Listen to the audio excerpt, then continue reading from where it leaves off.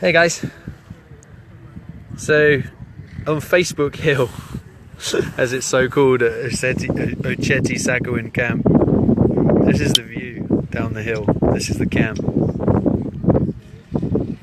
As you can see, there's a big geodesic dome in front of us. That's used as a meeting centre, as are some of these big tents. And you can see it stretches out a long way. Can you imagine what's going to happen when the snow comes and it starts blowing snow around this camp? Well, as you can see, there's a lot of canvas structures. There are not very many teepees. There are not very many yurts. So one of the things we're asking for right now, as we were walking around and looking what's desperately needed, we need straw bales. No one around here is able to source any straw bales. So if anyone knows how to source straw bales and get them here, that would be amazing, because they're going to make amazing wind shelters. Yeah, I'm here with my friend. It's Lindsay. So we would need some straw bales. We need some pallets.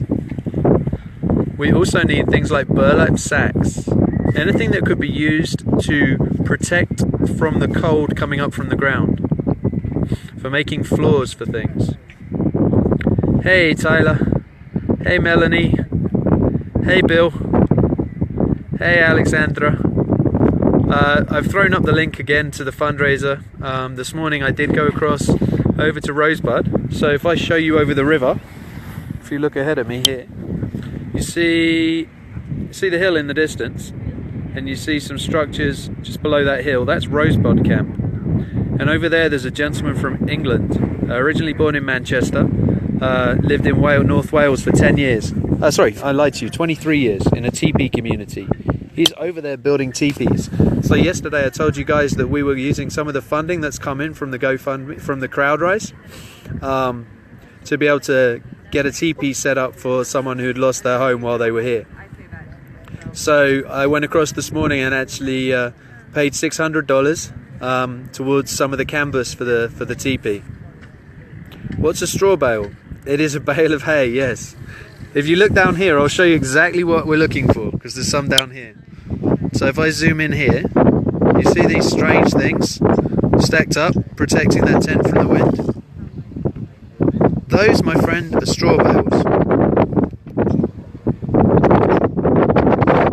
Yeah, we don't need money for pallets. It wasn't the case of we're going to spend money on pallets, and we know we can get those for free. It's more like if people are coming this way, they've asking me what they can bring.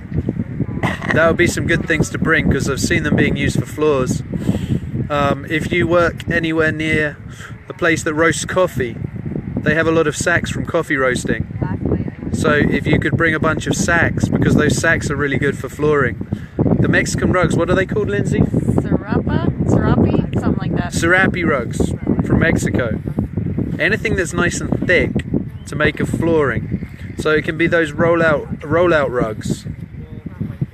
Yeah, it sure is windy here. It's also dusty, so the wind. So by having something down on the inside of any structure, it prevents everything get covered in dust.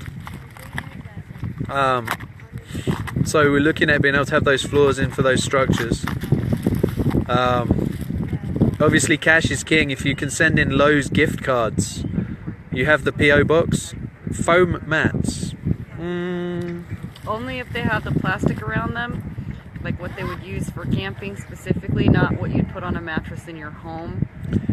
Yeah, camping mats would be fine. Eye drops? Good question, Rebecca. I imagine eye drops would be quite helpful, but I don't know what medical has. Medical probably already has a lot of stuff like that. What we're talking about is the things we know we're short of right now. Yeah, we're looking for things that keep people from dying right now. Yeah, because when this weather comes in this morning, you couldn't even see probably 15 feet in front of you. It was so foggy. It was also extremely cold this morning, and that's before the ground's even started to really freeze. So we're trying to get these things down before the weather really closes in. Yeah, Bill, if you can explain why straw bales are better than hay bales, perfect. We'll take either, but We would like some straw No, bales. we want straw. Straw. Very much straw. Straw. See, I don't know. I just talk. It's what I do. Yeah, definitely. We do need to make sure people are protected, and that having the flooring down is great. Having those things. If there's anyone that has any kind of animal skins that they could donate, doesn't have to be tanned. They can be untanned. I spoke to Andy. It's not a problem having them untanned on the floors. Everyone's got rugs kicking around at home. We do have a PO box for you. Again, it's PO Box 1281, Cannonball, North Dakota, 58528. See, I've got that down now. I'm quite proud of myself. It took me a while. I'm going to put it in the comments, just so you guys know. PO Box 1281.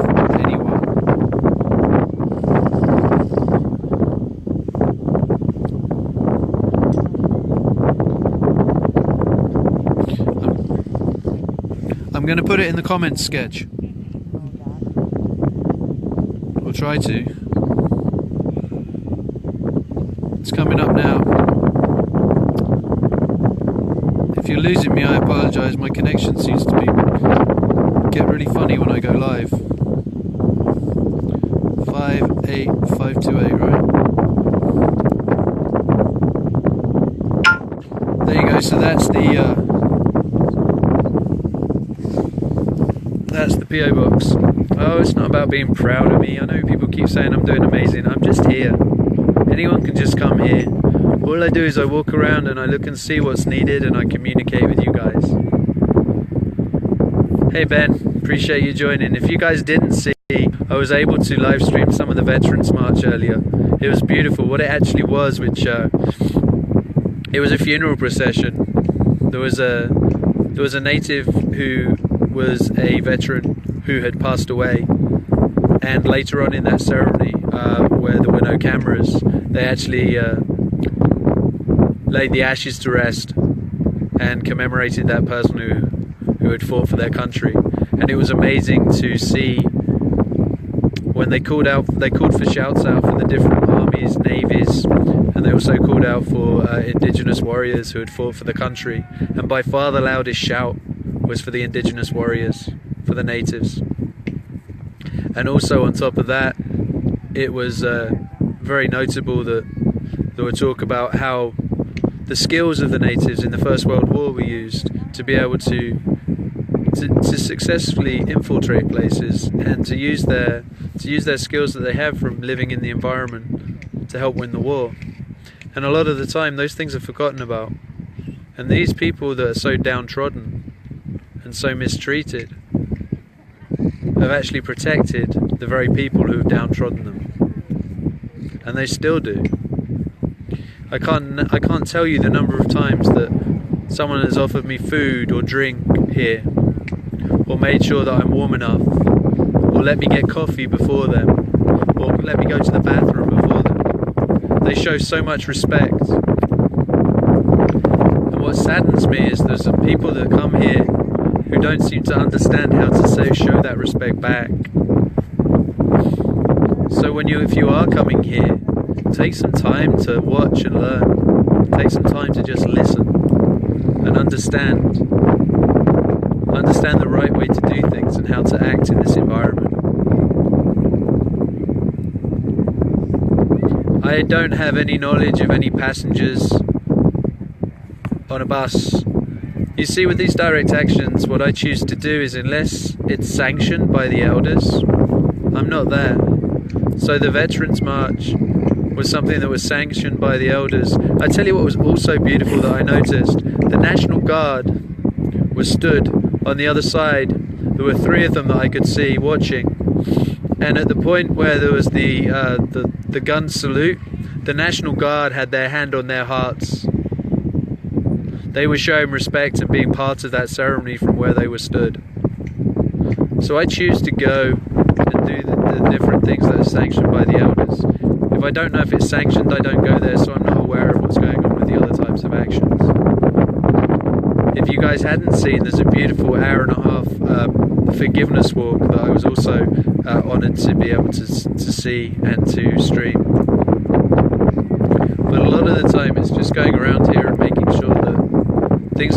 prepared for winter. And I'm not a construction guy. That's not my skill set. My skills are finding people and connecting people. That's what I do. So I see what's needed, and then I try and reach out to you guys to help you bring it in. So just today I got a message from someone saying that someone with a bunch of yurts who's coming, who's looking to do some kind of documentary here, and he's going to reach out to me when he gets here.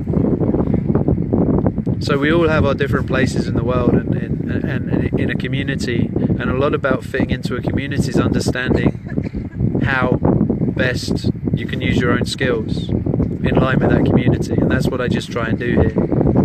This morning I wandered over to Rosebud to go and pay for the canvas for the teepee for one of the native families here, and it just so happened they were putting up a teepee, so I got to be part of putting the poles up for a teepee.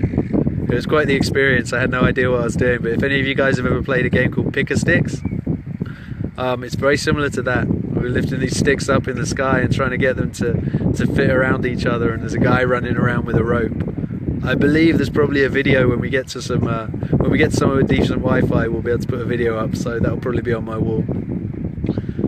But anyway guys, if any of you guys can help in any way by sending Lowe's cards, if you can donate to that fundraiser link above, if you can get us any straw bales, that would be fantastic.